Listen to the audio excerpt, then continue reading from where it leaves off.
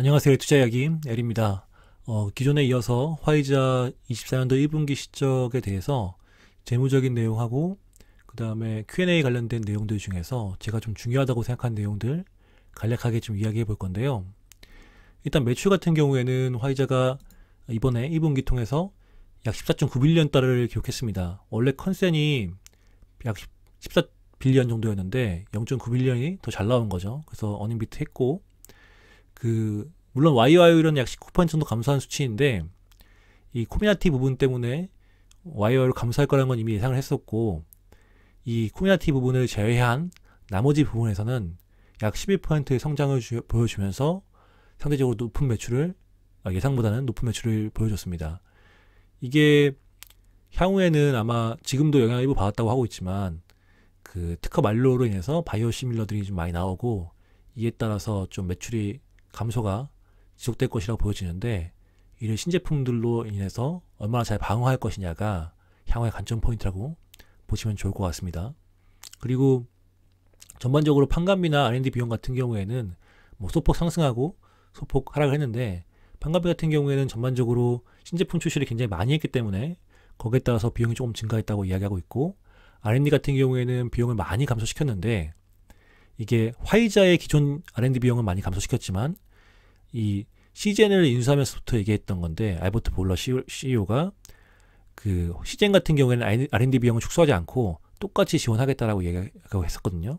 아마 기술력 쪽에서 시젠 쪽에 좀 더 믿음을 가지고 있는 것 같은데 방향성도 그렇고 그로 인해서 1% 정도 감소한 2.5빌리언 달러를 이런 기록을 했습니다. 그리고 조정 EPS 같은 경우에는 0.82달러를 기록했는데 32% YOY를 감소한 수치지만 이건 뭐 코미나티나 이런 것 때문에 많이 감소한 거고 실제로는 컨센이 0.52달러였는데 컨센을 꽤나 높이 비트하면서 사람들의 의구심을 많이 잠재웠습니다. 그러니까 어떤 의구심이냐면 사람들이 이제 지금 현재 화이자가 굉장히 높은 배당을 주고 있는 회사잖아요. 약 6%에서 7%까지 배당을 주고 있는 상황이었는데 이러한 과연 고배당이 유지될 수 있겠느냐. 특허가 만료되고 코미나티 매출 감소하면서 EPS가 똑바로 안 나와서 이 배당을 제대로 지급하기 어려울 것이다 라는 걱정을 했었는데 이번 실적을 보면서 많은 분들이 좀 이런 부분에서는 우려를 덜어냈을 거라고 생각이 됩니다. 현재 이 정도 EPS 정도면 배당 지급하고 그 다음에 관련해서 회사를 운영해 나가는데 딱히 문제가 없어 보이는 상황입니다. 그리고 환율 이펙트로 조금 이제 손해를 본 게 나오고 있는데 전반적으로 나쁘지 않은 실적이었다고 보여지고요. 이런 추세가 과연 다음 분기, 다다음 분기에도 계속해서 이어질 것이냐 이것을 보는 것이 관점 포인트라고 보여집니다. 그리고 주주가치를 위해서 재고를 위해서 자기들이 뭘 했는지 이야기하고 있는데 배당으로 약 2.4빌리언 달러를 이제 주주들에게 나눠줬고 시젠 인수 통해서 얘들이 시젠 인수 물론 뿐만 아니라 다양한 인수를 통해서 부채가 좀 많은 상황이었는데 이 부채 디레버리징에 좀 많은 비용을 썼다. 약 2.3빌리언 정도를 이제 갚았다고 얘기하고 있고 추가적으로 약 1빌리언 정도를 올해 이제 5월 달에 갚겠다고 이야기하고 있습니다. 이거 기대대로 진행했는지는 잘 모르겠는데 현재 5월 달이니까 아마 조만간 진행을 하겠죠. 그리고 R&D는 뭐 2.5빌리언 달러 집행을 했다고 이야기하고 있고 그리고 저희 사람들이 기대하고 있는 부분이긴 한데 사실 저 개인적으로는 올해는 당연히 어렵다고 생각을 하고 있는 상황입니다. 자사주 매입 같은 경우에는 올해는 계획이 없고 아마 개인적으로는 내년 정도부터는 가능하지 않을까 좀 기대를 하고 있는데 올해 좀 디레버리징 잘 해서 금융 비용을 많이 낮춘 다음에는 내년 뭐 하반기부터는 혹시 자사주 매입을 다시 재개할 수 있지 않을까. 그러면 전반적으로 주가에 대한 밸류에이션도 좀 올라가지 않을까라는 생각을 가지고 있습니다. 그리고 가이던스 같은 경우에는 기존의 매출하고 전반적으로 판관비 이런 것들은 큰 차이가 없었습니다. 다만 EPS가 기존에 2.05달러에서 2.25달러였는데 2.15달러에서 2.35달러로 소폭 증가시키면서 좀 더 이제 좋은 기대를 할 수 있게 만들어줬고요. 이런 추세가 잘 이어지고 요 가이던스보다 조금 더 좋은 모습을 보여주면서 재무적으로 화이자가 좀 더 건강한 모습을 갖춘 회사로 나아갔으면 좋겠다고 생각을 가지고 있습니다. 재무적인 내용에 대해서는 간단하게 이렇게 살펴봤고요.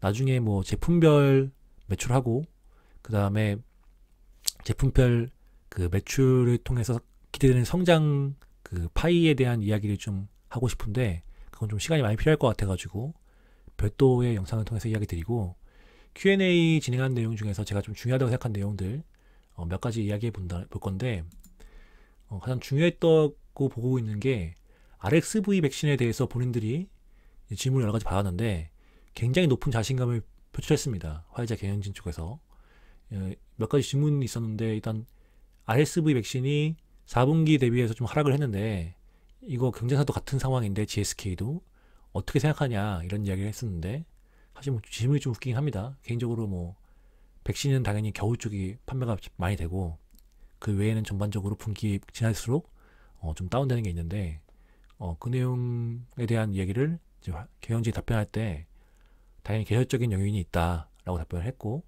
하지만 중요한 부분은 얘들이 경쟁사 대비해서 보다 좋은 데이터를 가지고 있고 이를 통해서 실제로 비소매 채널 같은 경우에는 높은 점유율을 기록하면서 계속해서 높은 성장성을 보여주고 있다라는 이야기를 하고 있고요. 특히나 이 이 RSV 백신 갖다가 이야기할 때 작년 하반기에 유럽이나 영국에서 굉장히 승인받는 것을 굉장히 이제 강조했고 특히나 이게 출생한 다음에 예방접종하기도 어려운 유아를 보호하는데 아주 큰 효과를 지닌 유일한 백신이라는 것을 굉장히 강조했습니다. 그리고 제 생각에도 이 부분이 굉장히 큰 강점이고 GSK 대비해서 이 부분을 통해서 화이자가 지속적으로 이 아브리실버가 좀 더 좋은 모습을 보여주고 높은 성장을 보여줄 것이다 라는 기대감을 가지고 있다는 것을 알 수 있었습니다. 그리고 이번에 다누글리프론 이제 비만 치료제 관련해서 질문도 많았는데 뭐 경영진 답변은 또박했습니다. 명확했습니다. 이제 데이터가 나오지 않았기 때문에 데이터 나오면 이야기하겠다라는 답변이었는데 이건 뭐 누가 봐도 제가 봤을 때 뭐 서프라이즈 준비하는 게 아니라면 데이터가 좋지 않은 거겠죠. 그리고 전반적으로 흐름을 봤을 때 그래서 개인적으로는 비만 치료제 시장에서 화이자가 새로운 플레이어가 되는 것은 좀 기대하지 않는 것이 좋지 않을까라는 생각을 가지고 있고요. 만약에 된다고 하면 서프라이즈 정도로 생각을 하고 투자하는 것이 옳다고 생각을 합니다. 그리고 그 외에 이제 벤다키 같은 이런 기존의 의약품들 같은 경우에 특허가 만료를 앞두고 있는 상황인데 이 특허 만료에 대해서 어떠한 계획을 가지고 있느냐라고 이야기하고 있는데 관련해서 이제 각각 국가별로 특허 만료되는 이제 시점을 이야기하면서 추가적인 특허 기간 연장에 대한 논의를 좀 고려하고 있다. 그래서 그를 통해서 좀 방어를 할 생각이 있다라는 생각 지금 이야기를 여러 가지로 했습니다.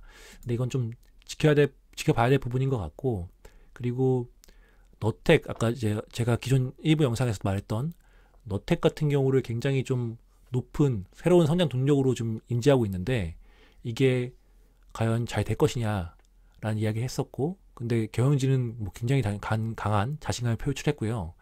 그다음에 아까 일부에서 제가 얘기했던 LXPO 같은 경우에는 다발스 고시종 쪽에서 이거 역시도 굉장히 높은 성장 동인인데 어떤 기대를 하고 있냐라고 이야기를 했는데 이 관련해서 다양한 데이터를 얘기했는데 이게 특히나 그 재발 불응성 환경에서 이 LXPO 갖다가 무진행 이제 생존 기간이 17.2개월로 보고됐다. 그래서 이거를 굉장히 고무적인 내용이다라고 얘기하면서 정확한 데이터나 연구는 좀 기다려봐야 되겠지만 이를 통해서 미래지표가 굉장히 낙관적으로 지켜보고 있는 상황이다라고 이야기를 하고 있는 상황입니다. 그리고 이 LSPO 갖다가 다양한 이제 병증에 추가적으로 이제 실험을 하고 있는 상황이기 때문에 이를 통해서 계속해서 좋은 모습을 보여주지 않을까라는 생각을 가지고 있고 이게 시장성이 생각보다 좀 많이 큰 것 같더라고요. 그래서 굉장히 개인적으로는 큰 기대감을 가지고 있는 상황입니다. 저 역시도.